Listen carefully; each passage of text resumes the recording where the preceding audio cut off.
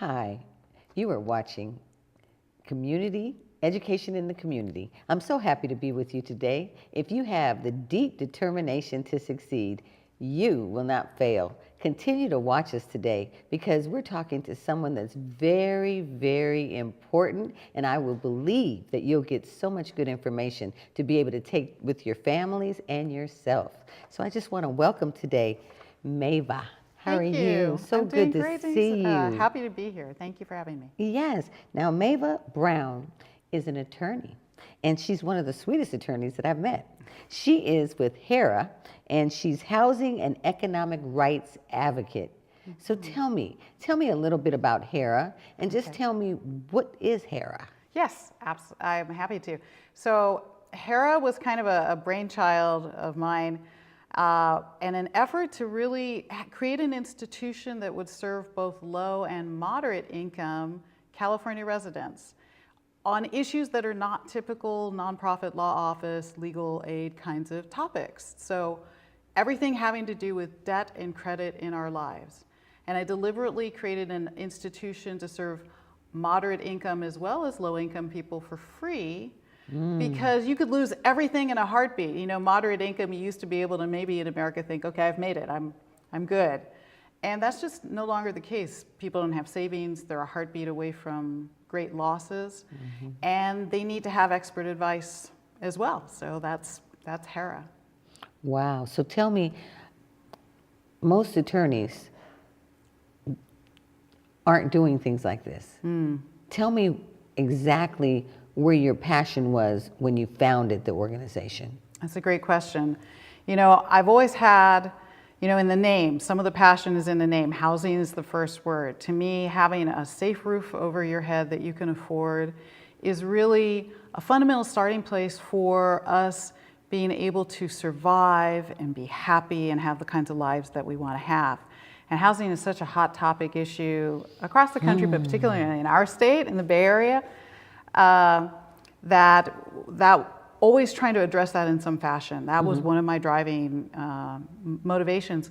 But I also saw that people were losing everything because they didn't know. You know, I founded HERA, it opened in 2005, pre-crash. Wow.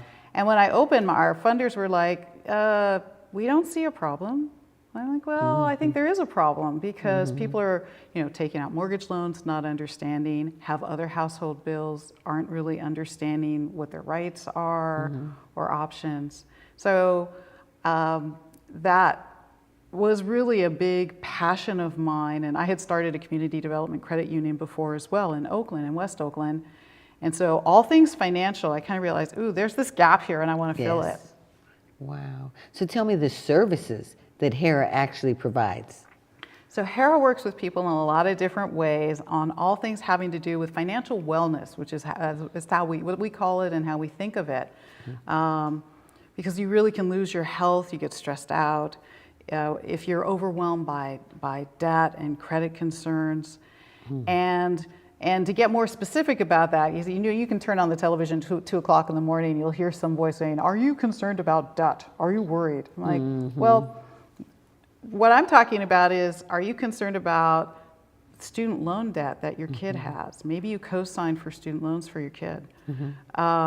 Maybe you're going through reentry and you're not sure, somebody's been stolen your identity and you're trying to build credit and also figure out how to manage in our current financial services system, which is really complex.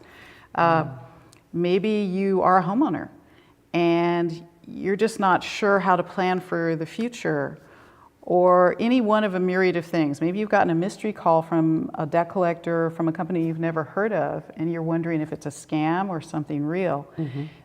The complexity of our individual lives in trying to just survive in America, whether you have a tiny bit of money or no money or a ton of money, it's just remarkable. So people can come to HERA and get quick advice if they want, but completely individualized services based on what their personal goals are. And if we think there's any piece of your puzzle that we can help you solve, if you're having an immediate problem, we'll work on it for you. If some of that involves litigation, we'll litigate for you. And then from what we learn from our clients, we engage in policy work, in institution building, and we do a ton of community workshops also, so people have an opportunity to just say, hey, I don't want to talk to you personally, but I'd love to learn something. So that's been our approach. I really feel like lawyers should be teaching. Yes, I agree. I agree. You know, I've realized that there might be some people that this will not help. Can you just tell me, are there some people that do not need estate planning? Well, so yeah, out of the myriad of things that we do, estate planning is one of them. We introduced this year, and that's a lot of people think that if they don't own a home or if they're not wealthy, that estate planning is not an important issue for them, but it really is, because estate planning is more than just planning for how to give away your stuff when you're no longer here on the planet. It's also about how do you get help taking care of your body and what little things matter to you while you're still alive. So it's creating a plan, and even the process really just forces you to sit and think about things that none of us really want to think about. But it's a very almost cleansing process of thinking like, okay, well, all right, who do I want to have make medical decisions for me if something happens and I can't make them for myself? Who's going to pay my rent for me while I'm in the nursing home or getting care? It's many things that we sort of don't think through because it can be painful and scary to do disaster planning. But seriously, when you're sitting down across the table from us or next to us doing it, I think it really helps to take some of the pain out of it. Wow. So estate planning is not just for the rich. No, estate planning is for everyone. You know, I don't have kids, but I have a cat. Okay. I actually have literally had the thought, and in my estate plan, like, well, who's going to take care of my cat? It matters to me. I feel responsible for not only what little things that I have, you know, the objects that are meaningful to me that I know that I want to get back to other parts of my family, you know, siblings, if I'm no longer around. But also, yeah, my little creature. You can plan for that with estate planning. Maybe you have a little bit of money you want to give, make sure it gets to your friend to help take care of the stuff that matters to you. Well, that cat is going to do really well. I'm really so tickled to hear that that cat is going to be well provided for. Well provided for. Yes, right. That's right. So on that note, how much does estate planning cost? Estate planning in the outside world, outside of my office, outside of HERA, can range from about maybe $750 if you go to document preparers who maybe have an attorney who glances at documents in the back but doesn't really sit down and talk to you. And to working with an attorney who might charge you $3,200. There's stuff in between. We call them trust wills, living trust mills, that really hit up older folks. And just why we call them a mill is because they're doing kind of more boilerplate document preparation. And they aren't spending the time walking you through all the contingencies that can happen in life. I think when we do estate planning, for example, we think that we are going to outlive the person that we want to leave property to, and that's not always the case, and that can be a hard thought. Yes, it is. And estate planning is just about partially also planning for those contingencies. And so our office does it on a sliding scale. All the rest of our services are free, but we set this up as a sliding scale to try to help make it self-sustaining. And so, for example, if you are a single person making $25,000 a year, you get everything for free from us, everything. Wow. Your living trust document, something called a pour-over will, a power of attorney, an advanced healthcare directive that tells a medical provider how you want to be treated in case of illness, and other related documents. So, because our goal is, hey, talk to us. We'll take care of you. And then we bump the scale up little by little, based just on income, not on the value of your property, just your income. Well, you know, I'm an ordained deacon of Allen Temple Baptist Church. Wonderful. And I visit a lot of people that are on hospice, and I pray for a lot of sick. And right now we have a special lady that's 102 years old, and she'll be 103 in January. And I don't think anybody really planned that she was going to live this long. So between the healthcare providers and all of the different doctors and nurses, and everybody is talking about that she's not going to be here. And she's still eating, drinking, you know, yes, she's moving slower. Yeah. But what this reminds me of is our exit plan. It makes me think about our exit plan every day. So tell me a little bit about the exit plan. I love the way you put that. I love the term exit plan because that kind of conjures up a whole host of images. And there's so many elements to me to an exit plan. It's because the exit plan suggests to me also transition. Exit plan covers not just this moment when I walk through that door. It's all those moments leading up to the door. And that's what I hear when you're talking about the 102 going 103-year-old.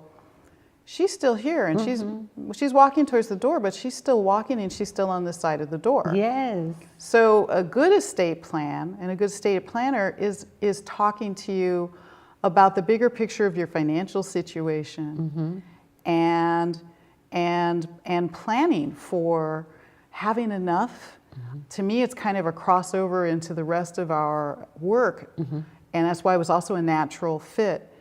Of planning for, well, who's going to help me with some of my financial decisions? Maybe I just want somebody to take care of stuff, but I can still make choices. But I want to have a loved one or trusted friend help me with certain pieces of my life, and plan for having enough, and then plan for what I maybe want to leave for kids or grandkids or to the church or wherever it is that whatever thing that I care about. So an exit plan has many different elements because part of the exit plan is about not exiting. Like, what am I doing as I'm moving forward, right? You know, it's true. It's absolutely true.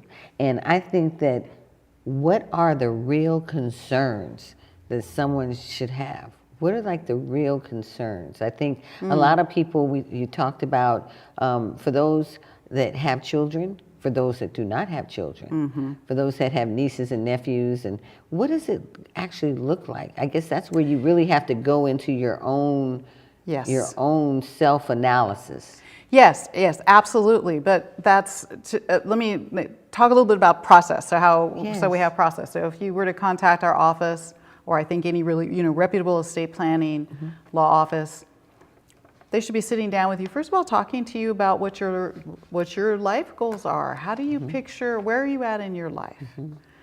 Not just what you own, but who's in your life. And what are your goals for maybe taking care of them as well as yourself.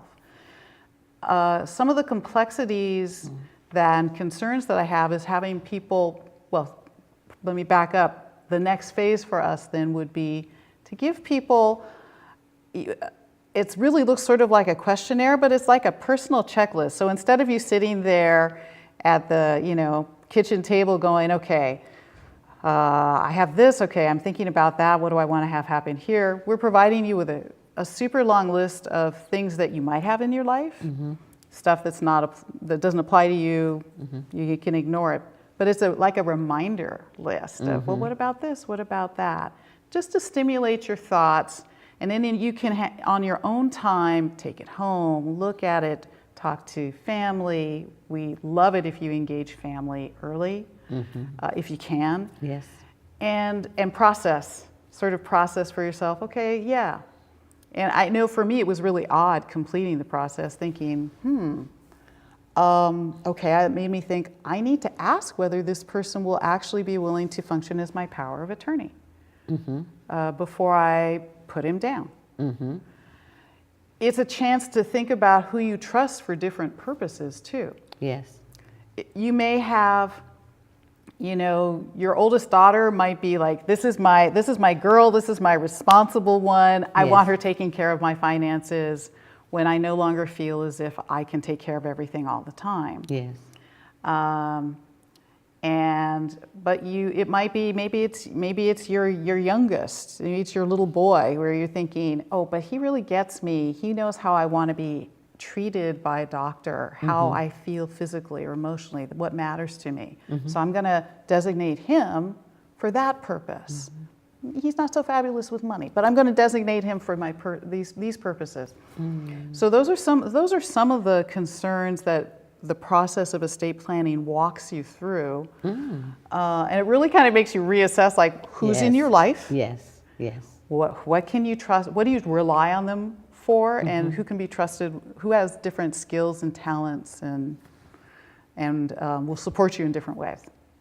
You know, you're absolutely correct, and I know that California is we have 50% divorce rate, and I know that we are living longer, and so it appears that we have divided families. We have mixed families, and so some people might have been married 2 or 3 times and have 2 and 3 set of kids.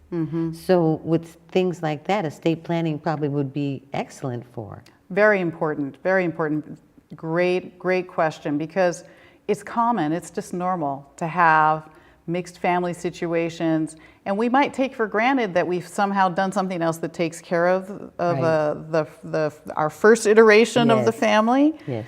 And maybe it really doesn't. So estate planning makes you kind of assess that overall beautiful basket of loved ones, people you care about, so you can very clearly designate, you know, oh, I know this grandchild has always loved my grandmother's piano, and I want to make sure she gets grandma's piano because she's going to love it. So I can you can be as specific as you want with an estate plan, which is totally cool. And then that actually, the mixed family issue reminds me of something else that is of a concern, which has to do with how important it is to talk to family members before you do the estate planning or as part of the process. Because maybe you have 4 kids in your family, and if perhaps one of them has children and maybe doesn't survive you,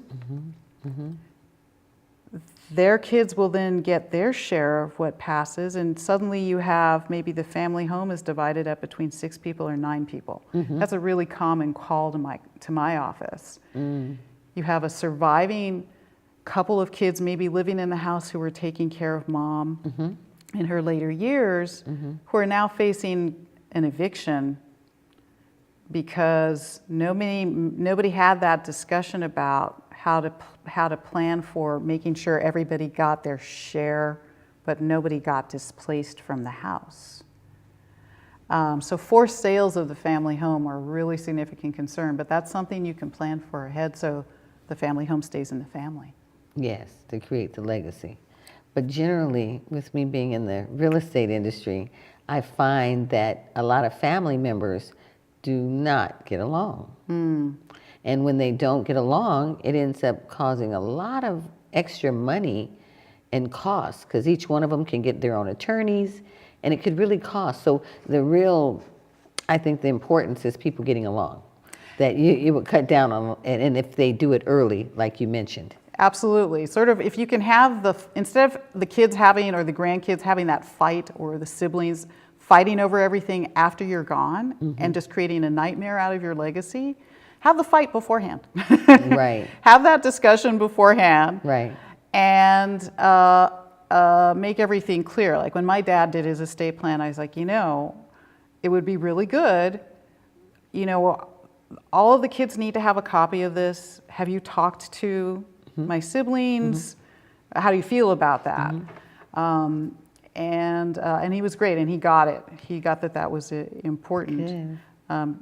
Because the alternative also is to end up in probate court. Which is awful. Please talk about that. Awful, expensive. Yes. The state of California has a fee schedule that puts a cap on how much a probate attorney can earn, but it's a pretty generous cap. So you can lose a huge percentage of the family estate to an attorney who's taking care of the probate. You could end up being foreclosed on while the probate's going on. Yes. That's been was part of my motivation, and is also in starting an estate planning practice, is we had all of these surviving kids and spouses who were being foreclosed on because the house had been probated. Or needed to be. Long. And it was taking so long. So please talk about that, because with the probate versus trust, talk about what the advantages and the disadvantages are from having a trust versus not having a will. Please talk about that. Okay. Well, so a living trust is like your set of directions, not like, it is exactly your set of directions that must be respected, that has legal weight and authority, must be respected, that directs traffic when you're gone. It says, this is where this goes, this is the trustee who's in charge of executing, carrying out my wishes. Yes. So very clear directive about what the trustee can and cannot do. Yes. It also is your opportunity to say, hey, and if that trustee's not around or is not doing what I want, here's the next person in line to take care of business. Yes. And take care of that trust. It helps you, and a trust can be implemented, the wishes can be implemented immediately. You don't have the expense and a horrible amount of time it takes to get through probate. You could spend 2 years minimum in probate, probably, in a general, on average. Wow. Some people spend 10 years in probate when there's a fight. Yes. So a trust avoids that entirely. So there are just a couple of documents that get completed by the trustee after the loved one passes away. Yes. That distribute property, make it clear that the loved one has passed away, and that saves the estate time and money. It also makes it clear to creditors, to mortgage servicers, to other creditors, hey, this is the person who's in charge and who's authorized to make decisions about my stuff. That's good. So it's Yes. really helpful. I had I'll take a little moment just to explain one little situation I had with a young lady, a granddaughter, that wanted to buy her grandmother's house. And she was in probate, and she cried because the investors came in and overbid the property to the point where she could not afford it. Wow. And all she wanted was her grandmother's house. Yeah. And to me, that just was heartbreaking. But ultimately, the good thing out of it was that she met me after we went to the probate, and I talked the investor into selling the property to her. So, wow. And he kept saying she can't afford it. And I said, she can afford it. We will make sure to show you she could afford it. And fortunately, but all investors aren't like that. But what happened is he tried to sell it to someone else, and they didn't qualify. So when they didn't qualify, I begged him to sell it to her. It's the grandmother's house. So the ultimate goal for her was that the house was dilapidated. The house was ready to be torn down. The grandmother had never done anything to the house. So the real blessing is that the investor totally fixed it up and then sold it to the granddaughter. So that was a great story, but they all don't end that way. No, in fact, frankly, this is the first time I've ever heard about a realtor, broker spending that kind of time, quality time, with a family member to try to help them hang on to the family home. So that's brilliant that you did that. Anybody who watches this program, I would not count on ever being able to find someone else other than you to take that time, much less count on the investor actually turning around and then selling it. We have spent time at our office begging for time from mortgage servicers as when there's a probate going on, trying to buy time. Yes. Sometimes it's time spent negotiating with other family members to try to speed the process along. Yes. Yes. But that's complex, and honestly, when somebody passes away, it seems as if everybody returns to their childhood memories about, oh, well, you didn't treat me right, or I was loved more, or I should have been loved more. And Right. so people are not so rational. Oh, one more cool thing about a trust document, sorry, Please. is it helps you avoid